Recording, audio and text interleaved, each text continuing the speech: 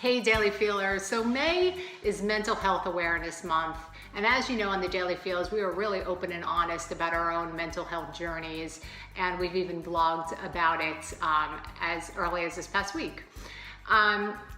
So every Friday of this month, we are going to dedicate space to mental health, either in re-releasing a blog that a blogger has written about, or when you get the opportunity to sit down with a professional who actually spends her day immersed in the mental health space, you take it. So I'd like to introduce you to Tristan Coopersmith, who's a psychotherapist, and we are coming live from LA, which is very exciting. So thank you so much for putting a professional lens on this, because it is the hot topic, you know, as of late. And I guess that kind of leads me into my first question of why has it become such a hot button and hot topic just recently? I shouldn't say recently. I mean, it's always been kind of prevalent, but we've been more outwardly vocal about it, and we see more and more people struggling with it. So what is it? Is it something that we're doing or not doing? Is it the environmental chaos that we're currently immersed in? Well, I think the reason that the conversation is louder and larger now is because there's more platforms to talk about it. And that's a good thing. I remember a long time ago, I think it was Catherine Zeta-Jones came out with her bipolar diagnosis on the cover of People magazine, and it was really awe-striking and beautiful. And like, wow, like, thank you for doing that. Now, like, here's this picture of beauty and perfection, and you struggle. So, like, I think that sort of became the beginning of normalizing mental health. So but then the question really becomes, right, like, why are we struggling so much? Are we struggling more now than we used to be, and why? And I would suggest that we are. And I think it comes down to two key things. One is exposure. We are exposed to so much more toxic information than we ever have before. So whether it's, you know, media coverage of, you know, bad things happening in the world, and maybe the coverage is accurate, maybe it's exaggerated, I don't know, but like, we're just exposed to so much more darkness through media. We're also exposed to so many different things that take our mental and emotional health, which, if it's not well taken care of, can be really fragile and push the button. You know, look at social media. Social media has become just a portal to feel bad about yourself. Right? That wasn't his intention. Intention was to actually connect people, but it's really disconnecting us from ourselves as we go down the rabbit hole of comparative thinking. You know, so that is not helping our mental and emotional health, and that's why it's so important to take care of it, so that you're not impacted by all of the exposure. The other piece of this is expectations. So I believe the happiness revolution that started 10-15 years ago, with all sort of the explosion of, ooh, we should be happy all the time, and how to be happy, and if you're not happy all the time, something's wrong, and you need this drug or this book or this outfit or this drink or whatever. You know, media marketing really took hold of that concept. We should be happy all the time, and the truth is, we're not designed to be happy all the time. One of my favorite Christian Slater quotes from, I think it was Pump Up the Volume, was, if humans were happy all the time, they wouldn't be human, they'd be game show hosts. Wow. And I remember writing that in my journal in like high school, and it was so helpful, because I was really struggling. I was an emotional wreck in high school, and I was like, oh yeah, I'm not supposed to be happy all the time. That's the beauty of the human experience, is that we're constantly on the spectrum, you know, and we live in contrast. We need to live in contrast. How do you appreciate, like today in LA, we're having a sunny day. You appreciate it so much more because we had a cloudy day yesterday.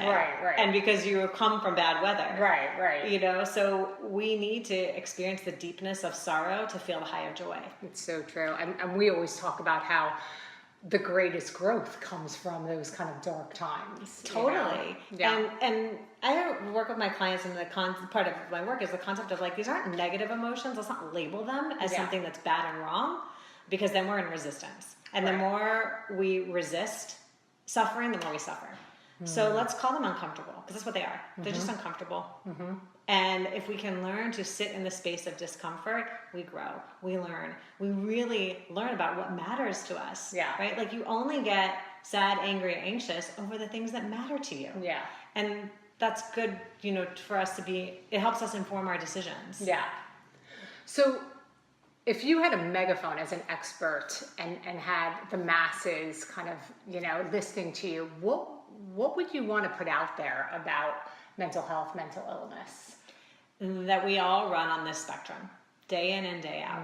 It's really normal to have like ups and downs where you want to seek professional help or counsel from friends and family is when those ups and downs are impairing your life in some kind of way. Yeah. But it's very normal to be on a spectrum. The spectrum I look at is from, anxiety to depression, anxiety on the side of fear of the future and depression on the side of regret of the past. Yeah. And so oftentimes we're fluctuating and that's okay. I mean, we want to work to be in the present moment where everything is good and well and happy. That's where mindfulness is so powerful, but it's okay. Right. And it's also okay and an act of bravery and self-love to seek help and support when you need it, so you can live an optimal life and really learn from your suffering instead of suffering in your suffering. Right.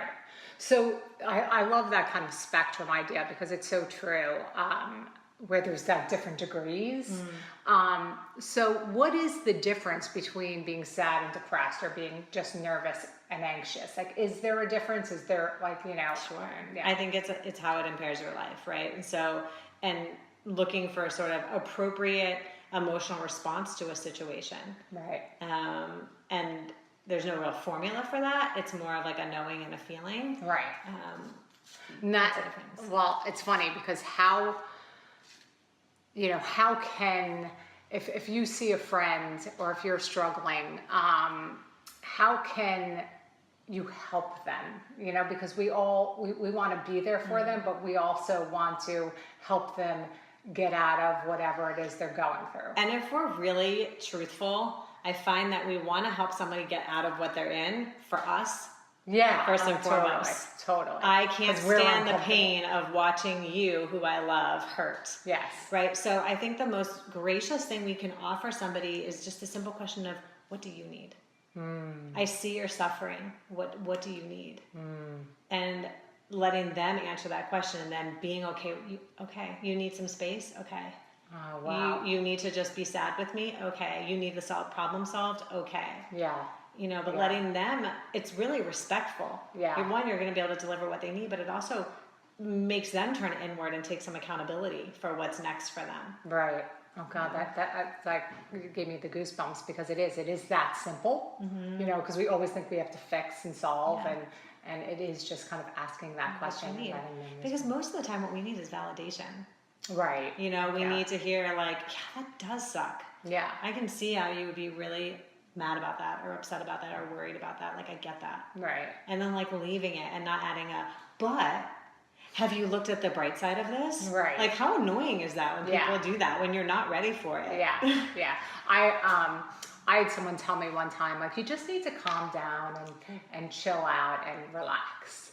And, you tell someone who is anxious to relax and they want to Yeah, what did they do for you? How'd that make you feel? Oh, I got upset and to your point, did not feel validated. In fact, I felt dismissed. So that person becomes less of a safe space for you. Yeah. To share. You get defended and you're like, hey, but if they had said, wow, like, I hear you. Right. And I love the words, I hear you and I got you are my favorite words in relationships. Yeah. I hear you. It doesn't mean I agree with you. Right. But I hear you. Right. And I'm with you and I got you. Mm-hmm. I love that. Yeah. It is that kind of intimacy that a relationship needs. Which is so important. And that's the other piece about social media and its impact on mental health that I find fascinating. Right here it is, these platforms are supposed to help us stay more connected. Mm-hmm. But what it is artificial connection. Because what we know is the human brain thrives off face-to-face human interaction. So us having this conversation right now builds intimacy. We're wiring together. And we're increasing our dopamine, our serotonin, our oxytocin, all the like good, happy hormones are being elevated because we're in this space together. If we were having this conversation through text, we would not get that experience. You know? So screens really interrupt connection, but they provide a false sense of connection. Yeah. Yeah, that and makes so so much it's sense. really important for people to concentrate on tribe and make space and time. And if you only have space and time for one friend in your life, that's good enough. Right. Yeah. It's so much better than 475 friends. Right, that you don't really know you and that you're that you're not really willing to be connected and intimate with. And and vulnerable. Yeah. Because that is so important. Because when I am allow myself to be vulnerable with you, the internal message I'm giving it to myself is I matter. Yeah. I'm worthy of having my story being heard. And that is such a good antidote to mental health challenges. Yeah. So I guess my last question is this, and I think this is why we kind of open up space for it on the Daily Feels, and many other people do it on their platforms as well, is how do we break the stigma? Do you feel like we can eventually, and what? It's an exciting time to be in this field because I think that's an ongoing challenge. But I think we are moving in the right direction, and by we destigmatize it by normalizing it. Yeah. And saying like, I am struggling and that's okay. Yeah. I'm not, because the other message is I'm struggling and I have to hide because it's not okay. Yeah. Like I'm struggling and that's okay.